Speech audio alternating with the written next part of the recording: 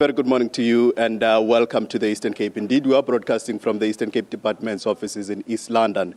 In the building in front of me, right behind the camera, that is where they are making the official announcement of the results. Well, we all understand how the province has fared as per the announcement by the National Minister last night. We heard that they are at the bottom of the national matric class once again for the second year in a row, and the only province not to break into the 70% pass mark. However, it was not all doom and gloom for the Eastern Cape, as they have managed to increase their pass rate from the 2012 matric class by a marginal increase of 3.3%, moving from 61.6% in 2012 to 64.9% this year, falling way short of their target of 70%, a target that they had set for themselves. And their improvement has somewhat been overshadowed by how the rest of the provinces in the country have performed. However, to speak more about how the province has performed, we are now joined by a high-ranking official of the Eastern Cape Education Department. We were scheduled to speak to the MEC, however, we are told that he's still fielding some questions post a media briefing that he has just had now. And now we're joined by the high-ranking official of the department. Sir, good morning and welcome to AM News. Good morning. For the record, your name and surname, sir? I'm Zimhlamabana, the Acting Chief Director for Curriculum Management. Not where you would have liked to be. What is your reaction on the results? Well, the starting point is to appreciate the hard work that has been put by a number of people. The reality is that we might have set the target, and the reality of the matter is that as a province, we still adamantly believe that we deserve to be below 70%. The reality of the matter is that changing the system, it's not an event, it's a process. We are on a trajectory of building, starting from quite a very low baseline. The reality of the matter is that we are a little bit disappointed as a province that we've not hit the 70% mark.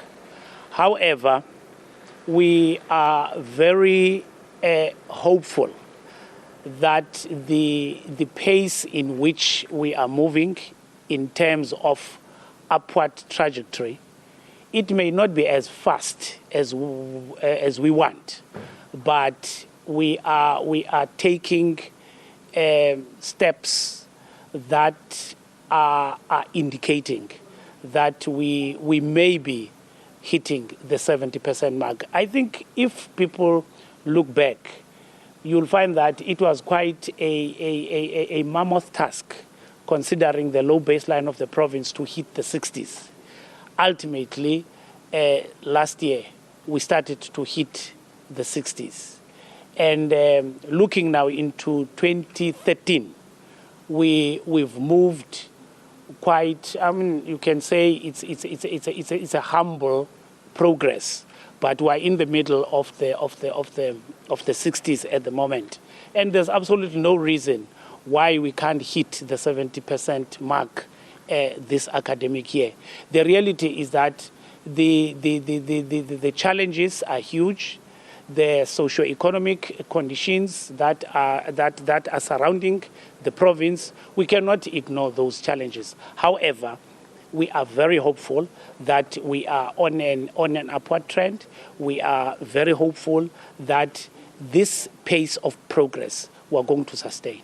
What is more disturbing to a lot of people, and me, of course, is that those schools in affluent areas continue to do well, and those in struggling areas continue to struggle. I mean, we heard that all the 7 districts that have achieved less than 60% are in the province. That must be disturbing for you guys as the province. It is. I think one other area that we really need to be checking and also acknowledging is the fact that what makes the teaching and learning machinery move smoothly, it's the availability of the teacher.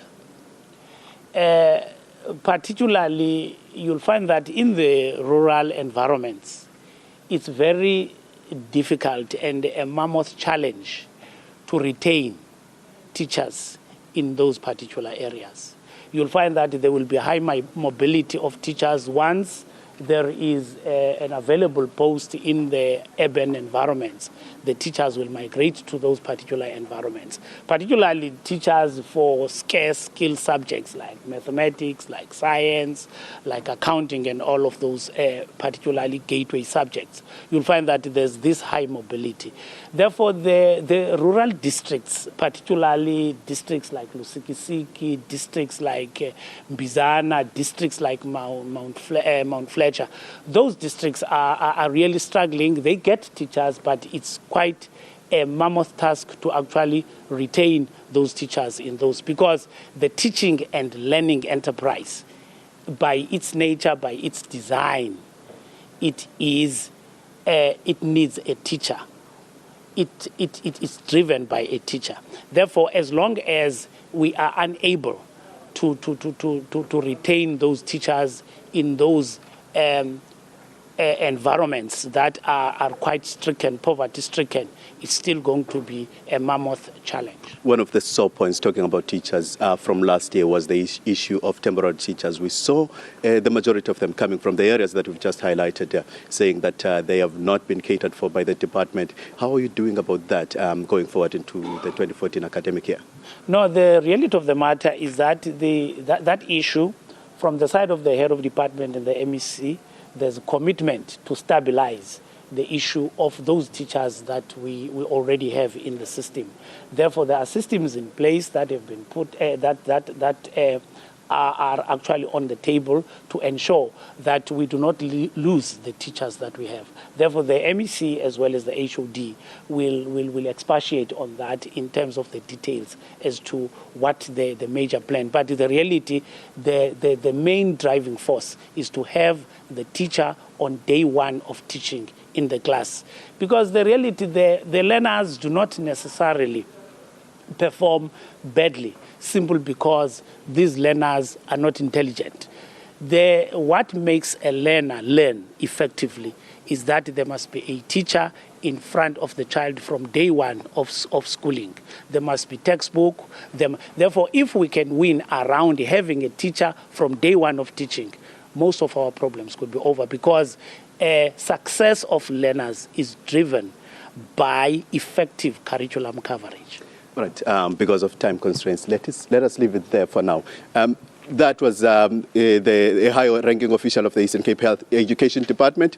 And a little later, we'll be speaking to some of the students from Sterling High School, one of the most prestigious schools in the Eastern Cape. And we heard that in 2012, they achieved a matric pass rate of 100%. And we heard again this year, they've managed the same feat. We'll be speaking to some of their students a little later on. With that, let's head back to Joburg.